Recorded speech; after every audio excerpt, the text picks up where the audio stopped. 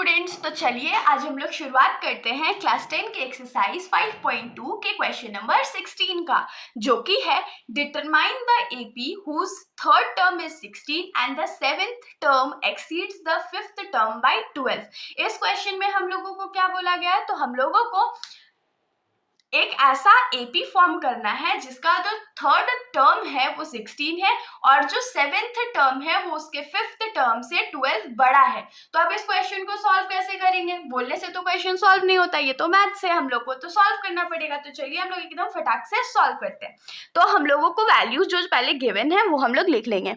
तो गिवन हम लोगों को क्या है, थर्ड टर्म इज 16, मतलब a3 का वैल्यू क्या है 16, और a3 को हम लोग क्या लिख सकते हैं, a plus 2d is equals to 16। Direct लिख सकते हैं ना, जिसको नहीं समझ में आया वो लोग कैसे उसको लिख सकते हैं। हम लोग जानते हैं कि n का फॉर्मूला क्या होता है, a plus n minus 1 into D, और यहाँ पर हम लोग को किस चीज का वैल्यू पता था, a3 का। तो ये क्या हो जाएगा, a plus 3 minus 1 into d. तो ये क्या हो जाएगा, a3 is equals to a plus 3 में से 1 गया तो 2 बचेगा और इंटू डी था तो ये 2d हो गया। तो a3 को हमने डायरेक्टली यहाँ पर a plus 2d is equals to 16 लिखा है। अगर आप लोग चाहो तो इतना सॉल्व करके भी लिख सकते हो, वरना डायरेक्टली भी लिखा जा सकता है। अब जो नेक्स्ट चीज हम लोग को गिवन था वो क्या था कि जो सेवेंथ टर्म है वो फिफ्थ टर्म से बड़ा है ना, तो इसको हम लोग क्या लिखेंगे, a7 minus a5 is equals to 12, क्योंकि हम लोगों को क्वेश्चन में बोल दिया गया था कि सेवेंथ टर्म जो है वो फिफ्थ टर्म से 12 बड़ा है, इसीलिए हमने सेवेंथ टर्म से फिफ्थ टर्म को माइनस कर लिया है।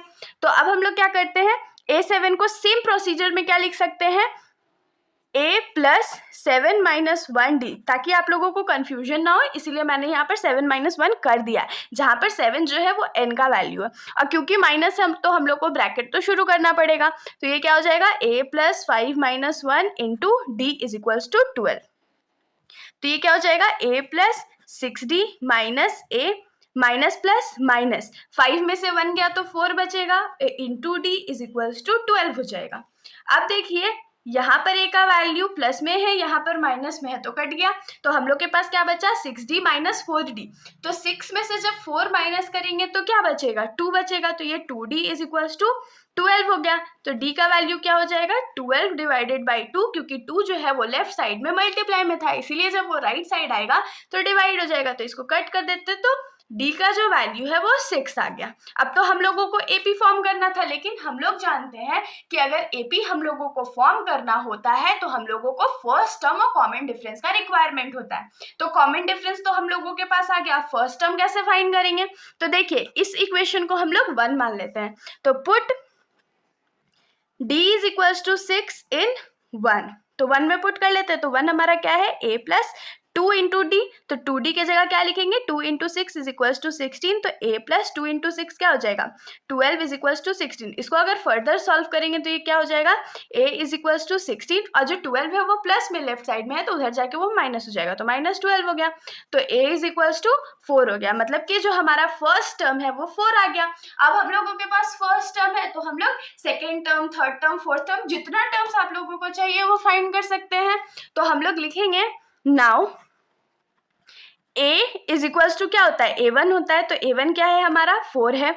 a2 का वैल्यू कैसे निकालेंगे, a2 क्या होता है, a प्लस डी होता है ना, तो a का वैल्यू 4 प्लस d का वैल्यू 6, तो 4 प्लस 6 10 हो गया।